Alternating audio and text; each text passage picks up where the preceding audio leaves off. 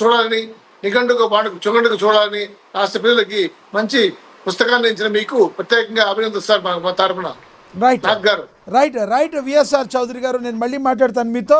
మనతో మేడా విజయశేఖర్ రెడ్డి. ఒక్క నిమిషం సార్ చెప్పండి సార్. ఒక్క నిమిషం నేను ఇందాక కంటిన్యూ పూర్తయిన అందులో నాకు 2 ఆలోచనలు చెప్పిన తర్వాత వారు విజయశేఖర్ రెడ్డి గారిని కానీ మంజునారెడ్డి గారిని కానీ వారి అభిప్రాయం తీసుకోండి. అంటే ఇది యాక్చువల్ గా బాబు గారి జీవిత చరిత్ర కాదండి. ఈ పుస్తకంలో బాబు గారి జీవిత చరిత్ర అసలు లేదు. బాబు ఒక విజనరీ ఆలోచన శక్తి, ఆ విజనరీ పవర్ ఎలా ఉంటది ఏంటి అనే దాని గురించి మాత్రమే రాయటం జరిగింది సార్.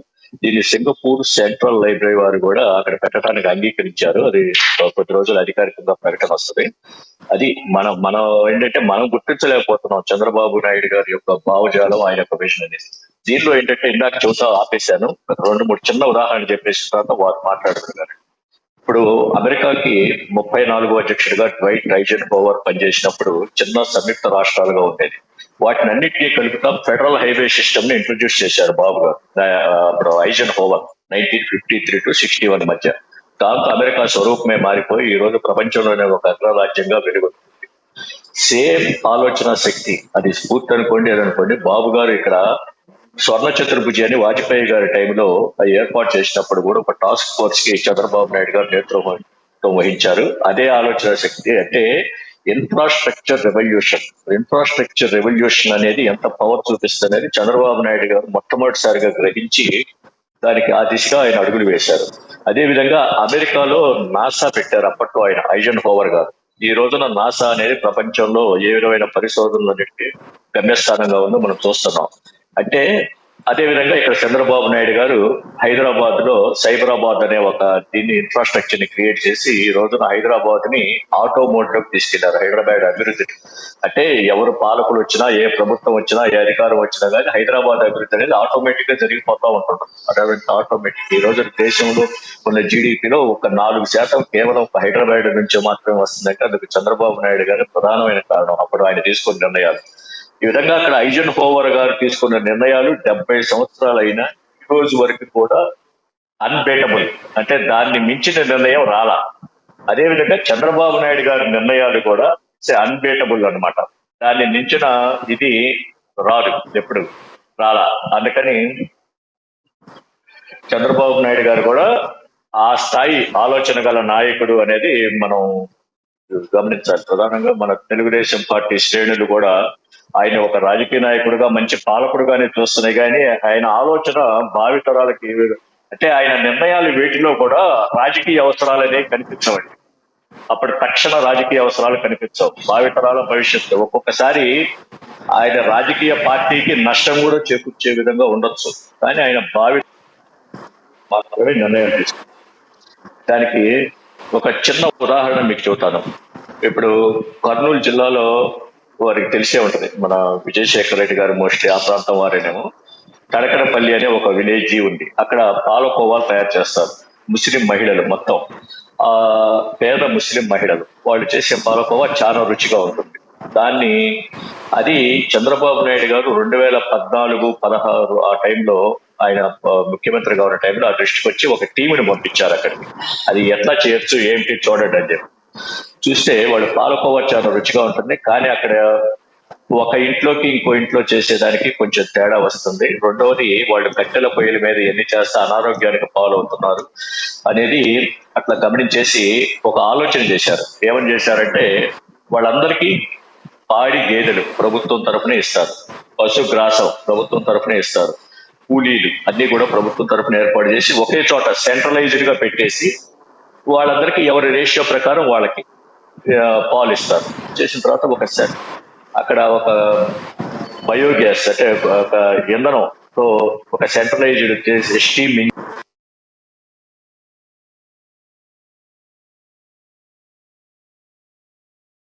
తయారు చేస్తారు. వాళ్ళందరూ కూడా పాలకోవా తయారు చేసిన తర్వాత దానికి ఒక ప్యాకింగ్, బ్రాండింగ్, మార్కెటింగ్ ఇవన్నీ కూడా ప్రభుత్వమే చేస్తాయి. అంటే మామూలుగా పాలకులు ఎవరికన్నా అయితే ఏమవుతుందంటే, ఆ కడకడపల్లిలో వాళ్ళు బాగా పాలకోవా చేస్తారు, రుచిగా ఉంటే దాన్ని మనం గవర్నమెంట్ సంస్థల తరఫున మార్కెటింగ్ చేయొచ్చు అనే వరకు రావచ్చు.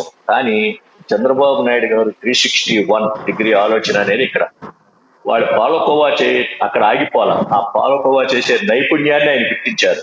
ఆ నైపుణ్యాన్ని ఎట్లా మార్చాలి అని చెప్పి యాక్ కోవా అనేది ఒక బ్రాండ్ చేసి పెట్టేసి వాళ్ళతో చేయాలనేది ఒక ఆలోచన చేశారు.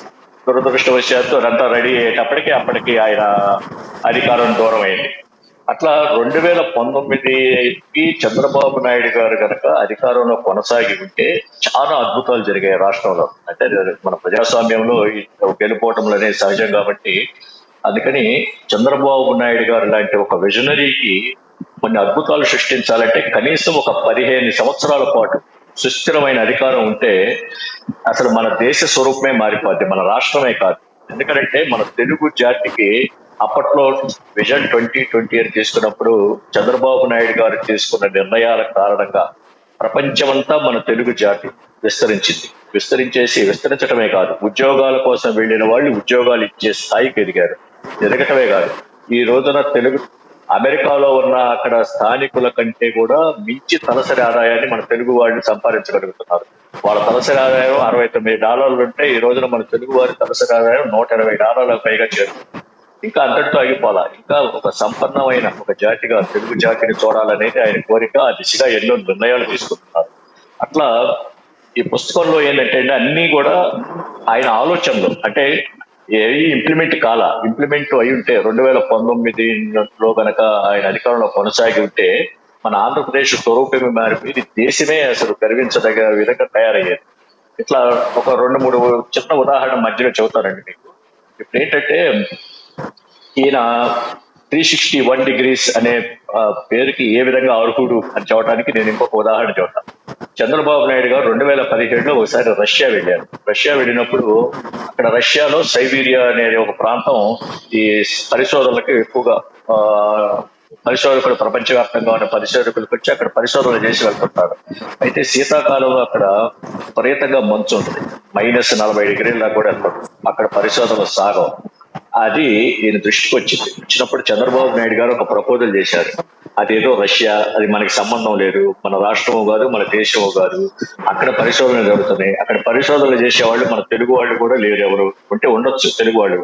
అయితే అది అంతటితో ఊరుకోలా. అప్పుడు ఆయన ప్రపోజల్ ఏం పెట్టారంటే, అక్కడ నేను ఈ సముద్ర తీర ప్రాంతంలో ఉత్తరాంధ్ర సముద్రాన్ని కలుపుకొని 3000 ఎకరాలు మీకు కేటాయిస్తాను. అక్కడ ఒక గ్లోబల్ రీసెర్చ్ సెంటర్ ఏర్పాటు చేస్తాం. మీకు శీతాకాలంలో మీకు ప్రకృతి అనుకూలించని కాలంలో అక్కడికి వచ్చి మీరు పరిశోధనలు చేసుకోండి అని చెప్పి వాళ్ళకి చెబితే ఫస్ట్ వాళ్ళు షాక్ అయ్యారు. అసలు ఇది అన్ఎక్స్పెక్టెడ్ ప్రపోజల్ ఫ్రమ్ ఒక స్టేట్ లీడర్ నుంచి రావటం అన్ఎక్స్పెక్టెడ్ ప్రపోజల్. దాన్ని చూసి తర్వాత వాళ్ళు ఒప్పుకుంటే ఇప్పుడు 2019లో మరి బాబు గారు అధికారంలో కొనసాగుంటే అక్కడ మనకి ఆంధ్రప్రదేశ్ లో ఒక గ్లోబల్ రీసెర్చ్ సెంటర్ కూడా ఏర్పాటు అయ్యేదేమో, మరి చెప్పలేము. ఇలా చాలా ఇప్పుడు మనకు అణు విద్యుత్ కేంద్రం, విద్యుత్ అనేది ప్రధానమైన సమస్య. రాష్ట్రం అభివృద్ధి చెందాలంటే ఇన్ఫ్రాస్ట్రక్చర్ తో పాటు విద్యుత్ కూడా. విద్యుత్ ప్రధానమైన విద్యుత్ కి ఉత్పత్తి చేయాలంటే ఇప్పుడున్న వనరులు సరిపోవట్లేదు. అణు విద్యుత్ కేంద్రాలు ఉన్నాయి. యురేనియంతో అణు విద్యుత్ కేంద్రాలు చేయాలంటే చాలా సమస్యలు ఎదురవుతుంది. అందుకని ధోర్యంతో అణు విద్యుత్తును ఉత్పత్తి చేసే అవకాశాలు ఉన్నాయి. ఈ ధోర్యం అనేది ఎట్లా వస్తుంది? ధోర్యంతో గనక మనం అణు విద్యుత్ ఉత్పత్తి చేయగలిగితే ఇది ఆంధ్రప్రదేశ్ రాష్ట్రంలో మిగులు విద్యుత్ రావటమే కాదు, దేశం మొత్తానికి కూడా మనం విద్యుత్ సరఫరా చేసే స్థాయికి వెళ్తామని ఆలోచన చేశారు. అప్పుడు మనకి బీచ్ శాండ్ నుంచి ధోర్యం వెలికి తీయొచ్చు. యురేనియం నుంచి వచ్చే అణు విద్యుత్ కంటే ధోర్యం నుంచి తెచ్చే అణు విద్యుత్ కొన్ని గిగావాట్లు ఎక్కువగా ఉంటాయి. అంటే 1 గిగావాట్ అంటే ఒక పెద్ద మహానగరానికి అవసరమైన విద్యుత్ సరఫరా వస్తుంది 1 గిగావాట్. ఆ ధోర్యంతో అణు విద్యుత్ కేంద్రం ఏర్పాటు చేస్తే దేశం మొత్తానికి ప్రపంచం అంతా కూడా మన ఆంధ్రప్రదేశ్ వైపు కన్నెత్తి వస్తుంది, పరిశ్రమలు కూడా ఎత్తుక్కుంటూ వస్తాయి. అందుకని అప్పుడు బీచ్ శాండ్ కార్పొరేషన్ ఏర్పాటు చేయాలనే ఒక ఆలోచన చేశారు. కానీ దురదృష్టవశాత్తు మళ్ళా మావులే 2019లో. అందుకని మన ఆంధ్రప్రదేశ్ కి 2019 నుంచి అనేది దురదృష్టకరమైన సంవత్సరం అన్నమాట. అప్పుడు కొనసాగుంటే ఆంధ్రప్రదేశ్ భవిష్యత్తు మరో రకంగా ఉండేది. రైట్ శ్రీనివాస్ గారు, నేను మళ్ళీ ఇస్తాను. మీతో మాట్లాడాల్సినవి ఇంకా చాలా ఉన్నాయి, మాట్లాడతాను మళ్ళీ మీతో. మనతోటి మేడా విజయశేఖర్ రెడ్డి గారు ఉన్నారు.